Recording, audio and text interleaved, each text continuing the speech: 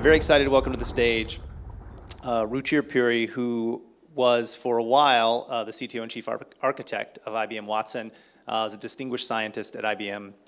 Ruchir, welcome. Thanks, Rob.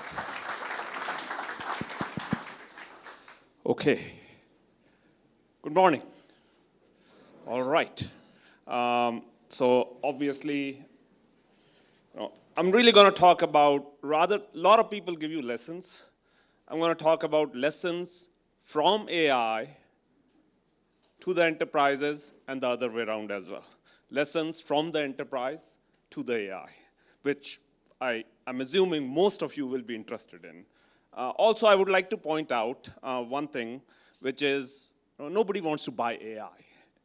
Let's get beyond the hype. AI is a means to an end, not an end in itself. And I'm standing here from IBM Watson telling you AI is a means to the end, not an end in itself. For most people who know IBM, business is our middle name. And really, we have one thing we understand very well is from really enterprise point of view, what does it take? So hopefully through the lessons today, you'll take some nuggets out of it and what does it mean to reduce the pain points of enterprises. So here I go with lessons from the enterprises to AI, actually. So very first thing, just let's get this out of the way. AI is here. 94% of the enterprise customers really feel this is the way to the future for them. But really, what do we need to do about it? From customer domains to satisfaction, retention, and acquisition, to revenue growth, to new markets, speed to market, and really, most importantly, cost efficiency, automation.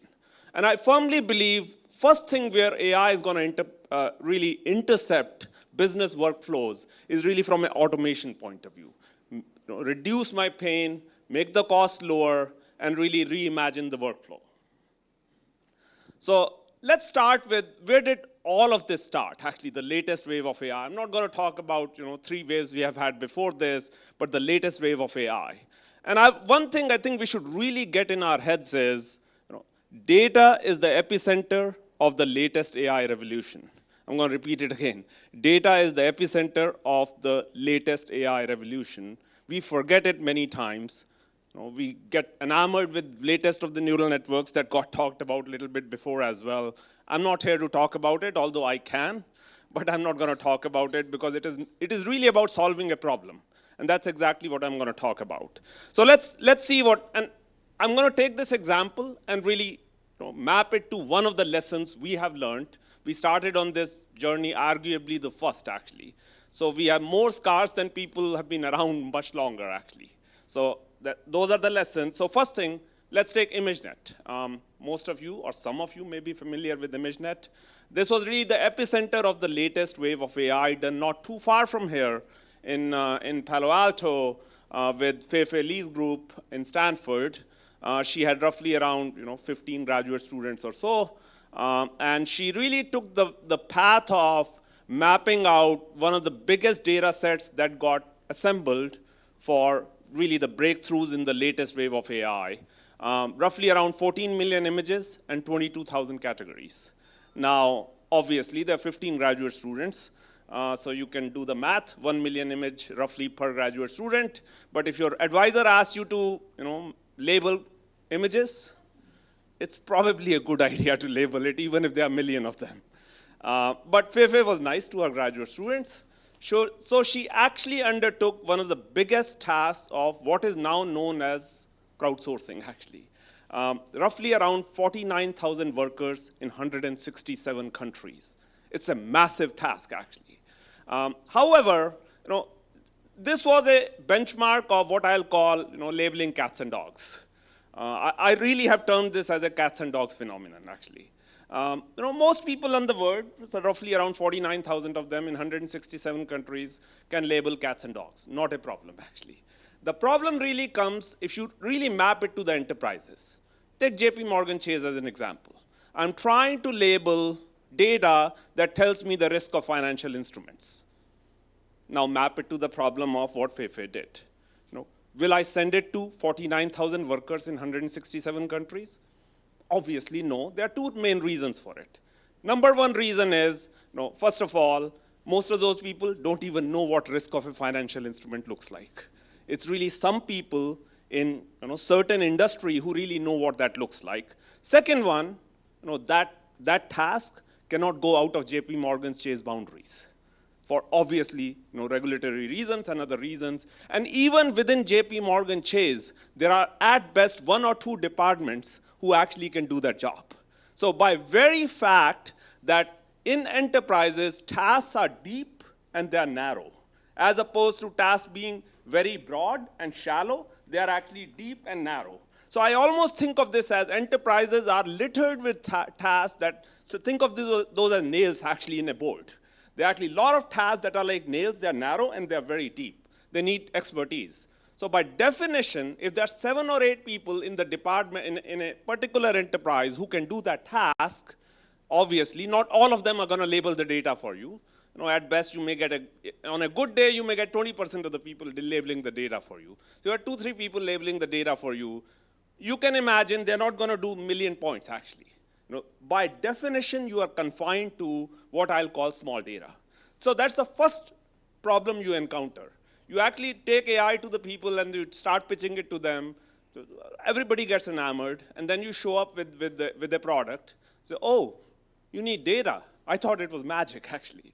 So that's the first boundary and hurdle you need to cross, which is, it needs to get reflected back into AI, and you need techniques and technology that learns from smaller data as opposed to really very large data, which is really the narrative that you see left and right around you, actually. So that's the first lesson, actually, which is right here. Focus on data, learning more from less. And I'll map it to the example, actually, that most of us who have children actually have seen this in real life. I have 2 daughters. They are grown up now. One is a senior in high school, and the other is a 9th grader. And when they were small, I assume all of you will sympathize with me. Me and my wife at best had maybe 5 books. A is for apple, B is for boy, C is for cat. She was in love with one of them anyway. So she only wanted to read from one.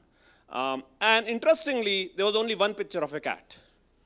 And you show it one day to her, you repeat it a couple of weeks, and then one day you show a picture of a cat to her that she has never seen before, and she will say in her cute voice, cat. Now, just imagine one picture of a cat repeated multiple times to a child, shown over some time, and then shown another picture that they have never seen before, they say a cat. As opposed to, if I go back to our ImageNet example, it has roughly around 800 pictures of a cat. 800, 1. Now, if I ever, I haven't done this experiment, but if I ever actually showed my daughter 800 pictures of a cat when she was 1.5 years old, she's 18 now, till today she'll not be able to recognize a cat because it'll confuse the heck out of her, actually. So it's important to keep in mind when we learn as human beings, we really learn from smaller data as well. So I wanted to map that lesson very thoroughly to us. It is the data stupid, actually. Make sure you get past that hurdle. Because enterprises think it's somehow a magic. It is not a magic. It's really about data. And that's the first hurdle you are going to encounter. And one of the things we have done at Watson, when we built the architecture, when I built the architecture, I just did a 3-year stint, as Rob said, at Watson as its CTO. The whole architecture and technology is built from the point of view, learn more from less. Rather than getting enamored with the narrative, because we were forced into it. That's the first lesson we learned, I would say. So it's, I'm not going to take you through what the graph shown on the right-hand side, which is what is known as learning curves. It's a very old way of measuring actually things, but it's critically important. It's almost like IQ of AI technology. How much more can you learn from how little data, actually? And that's exactly where we have specialized on. The second one I would really say will be, let's now look at the lessons from AI, for AI from enterprises. So first of all, really, it's not about just taking your existing flows, just putting AI into it. If you really want big benefit out of it, you really need to start reimagining your workflow. And I'm happy to have that discussion later on as well. I'll take you through some case studies also that will really bring that point home. The very first one in that one will be really what we just went through, learn more from less. So the first lesson you get from enterprises for AI is learn more from less. Second one, protect my data and insights. So let me actually sort of elaborate on that a little bit. So the business model and the technology model today appears to be, you actually get data from a lot of people. Everybody sitting in this room and everybody sitting around the world, you crunch that data, you build a model actually. Now, interestingly, in enterprises, as you can very well imagine, if I'm doing that, let's say I'm in the industry of telecom, actually. Or let's take finance, actually. It's a little bit simpler. In finance industry, and I'm collecting data from everybody, actually. I'm collecting data from Bank of America. I'm collecting data from JP Chase, Goldman Sachs, everybody. I combine that, and I build a model. You may imagine JP Chase have a slight problem giving their data away and having Bank of America absorb it. Maybe a little bit of a problem, actually. Now, there comes the second point. It really goes to the business model, which actually goes to the heart of technology. You will see many of the people and actually startups and established players on the other side of that business model, which is take data, crunch it, build a model, sell it out. It doesn't work in enterprises. So that's the second lesson you learn from the enterprises to AI, protect my data and protect my insights. Your data is your data and your insights are your insights as well. If you try to, as a startup, if you try to sell a technology in the enterprise domain otherwise, it just is not going to work broadly. It may work in one or two cases, by the way. But if you really want to go deep in enterprises, it doesn't work that way. So that's the second lesson you learn, which is, again, protect my data and protect my insights, which is something we have taken to heart at Watson. And when we build the architecture, again, I've given these talks other places as well, we build the entire architecture that way. We call it a three-layer cake. It's a base model, it's an industry model, and it's your model, again. And we use transfer learning technology to really transfer the learning, learn more from less, and so on. So happy to discuss it more in detail. Third lesson. Third lesson is really about traceability, explainability, and fairness. Now, this is critically important. There have been a lot of questions, actually, on AI. How fair it is it explainable or not? Is it a black box? So one thing I would say will be, people may interpret explainability from explain me the math. Nobody cares. I, as a geek, definitely care, but nobody in the enterprises cares, actually. They care about solving their pain point. They care about dollars and cents. They really don't care about anything else. So it's critically important when you are explaining, when they say explain me AI, they don't mean to say explain me the damn neural network. Nobody cares, actually, as I said. They really care about explain to me in my terms, in my enterprise terms, why did you make that decision? Let's take the example of AI being used in loan processing. I denied you a loan. You have every right to know why did I deny you that loan. But you need to explain why did you deny me the loan in pure English terms, not in, I did these convolutions and it was 5 layers of neural network. Nobody really cares because the other person, you're not talking to them, actually. You are talking at them.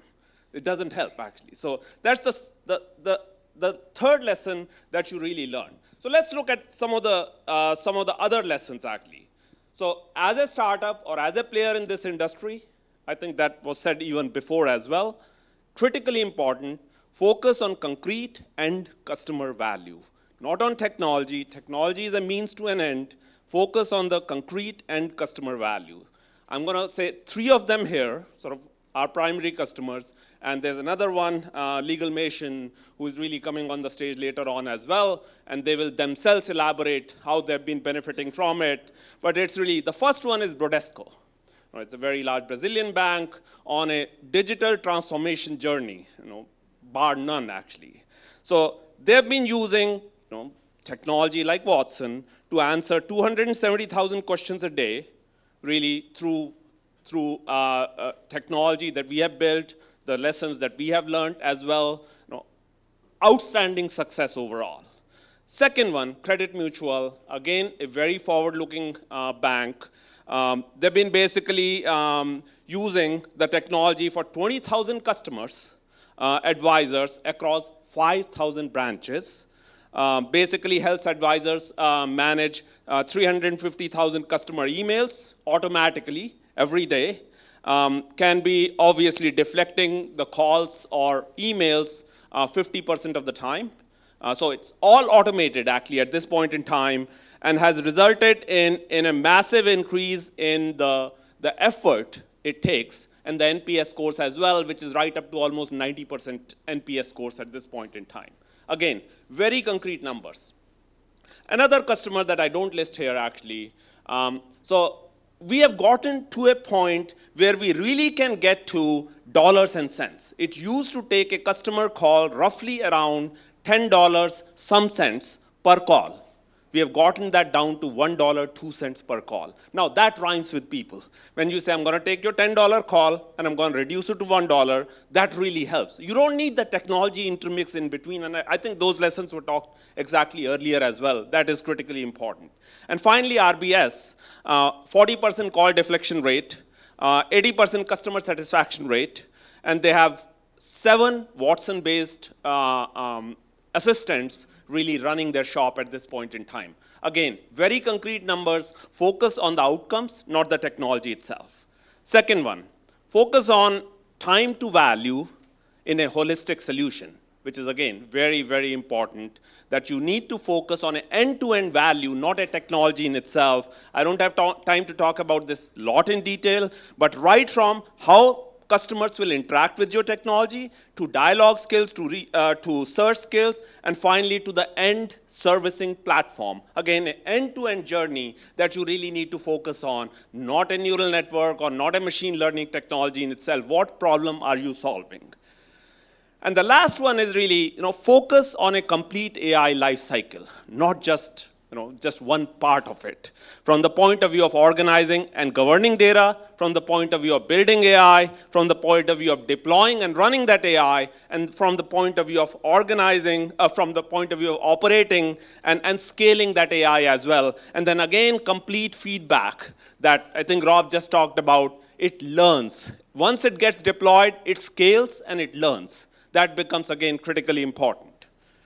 Finally, start small. Don't start with big, actually, stuff, because you are likely to fail. Start small, incrementally build on success. AI is not magic. Many people will try to actually sell AI to you as a magic. It is not magic. For those of us who have been in optimization algorithms area, no, it is not magic. It needs foundation of a sound data methodology, also known as information architecture. So AI needs IA, a sound IA that goes behind it. Needs to prove concrete customer value, needs continuous evolution within its life cycle, the one that Rob talks about, and needs to ensure trust in its methods. Those 4 bullets are critical for success in enterprises. And last one I would really say will be, and I don't have time to actually go through a brief demo, but I would really say looking into the future, you really see a disruption in demand and supply of the skills. And anytime that happens, automation kicks in. And AI needs to start automating AI itself. So AI designing AI, AI optimizing AI, and finally AI governing AI as well. And I'm just going to leave you with sort of a technology that we really have rolled out, which has become critically important to us, known as sort of synthesis of neural networks. Again, all from an enterprise point of view. This is not a technology that we are trying to sell from a just here is AI. It's really solving a concrete problem. And finally, what lies ahead is really the work that we've been doing across industries. And I'll stop here. Sorry, I went over a little bit, but happy to take any questions. Thank you.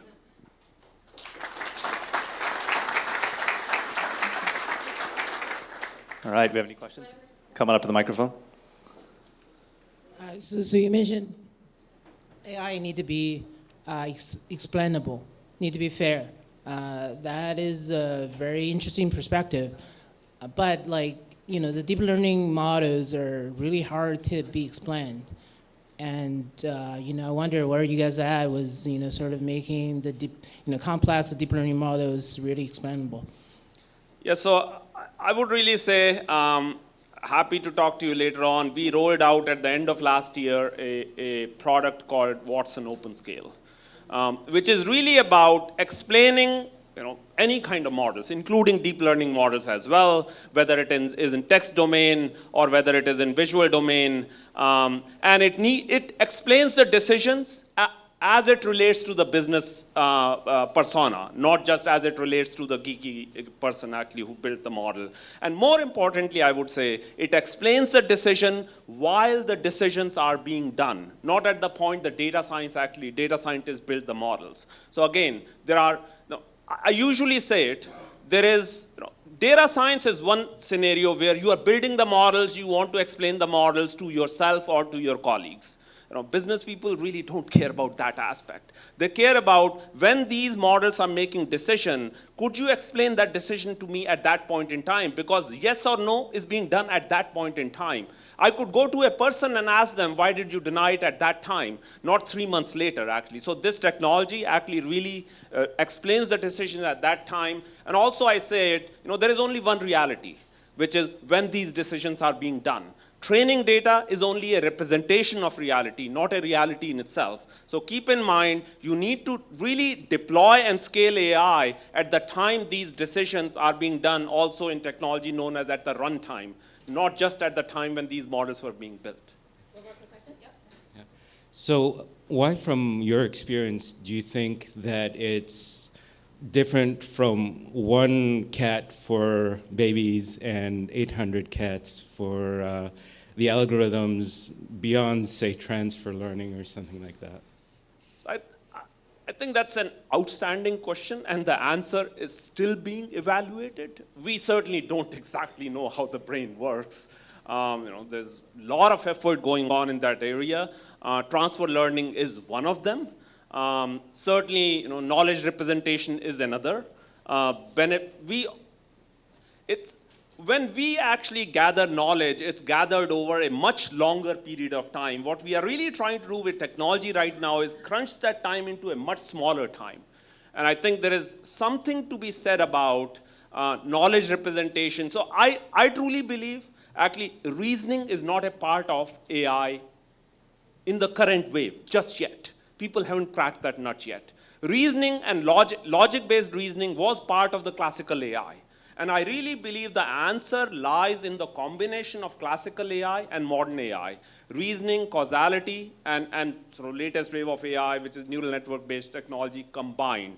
And I do believe, I think a lot of experts in the area are converging on that. It's really about capturing causality, reasoning, and combined with neural-based methods as well, where the answer likely lies. Nobody knows that yet, actually. Great. Thank you, Ruchir. Anytime.